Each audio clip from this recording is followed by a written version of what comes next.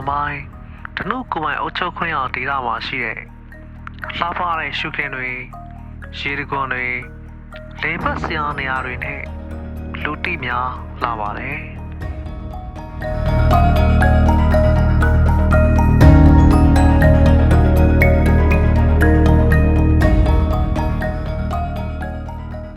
ဒါပေမဲ့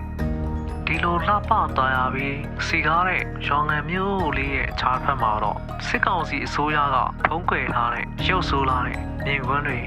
ရှိနေပါတယ်။အဲ့ဒါကတော့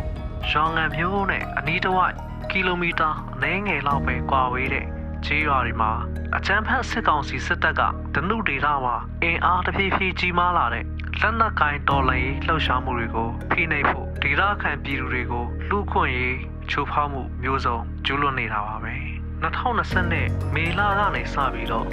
2025ခုနှစ်ဖေဖော်ဝါရီလအထိရွာငံမြို့နယ်နဲ့ရွာငံတာစီနယ်စပ်ကကျေးရွာတွေမှာစစ်ကောင်စီတပ်တမ55နဲ့တမ69တို့အပါအဝင်ဒူးရဲ့လက်အောက်ခံပြူစောတိတပ်တွေဟာမင်းပလောင်ကျေးရွာကိုရွာလုံးကျွတ်မီးရှို့မှုအပါအဝင်နေအိမ်105လုံးကိုမီးရှို့ဖျက်ဆီးခဲ့တာတွေပြည်သူ6ဦးကိုဖမ်းဆီးပြီးနှိပ်စက်တပ်ဖြတ်တာတွေအမျိုးသမီး4ဦးကိုလိမ်ပိုင်းဆိုင်ရာ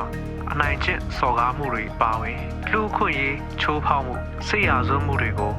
ဆက်လက်ကျူးလွန်နေခဲ့ပါတယ်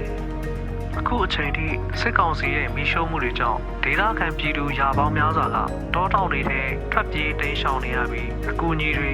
များပြားလိုအပ်နေစေဖြစ်ပါတယ်အခြားသောလူခွင့်ရေးချိုးဖောက်ခံရသူတွေအတွက်လည်းစိတ်ပိုင်းဆိုင်ရာရုပ်ပိုင်းဆိုင်ရာအထောက်ပံ့တွေလည်းလိုအပ်နေစေဖြစ်ပါတယ်တာယာလှပတဲ့ရွာငံမြို့လေးကိုတင်ရောက်ရှိတဲ့အခါ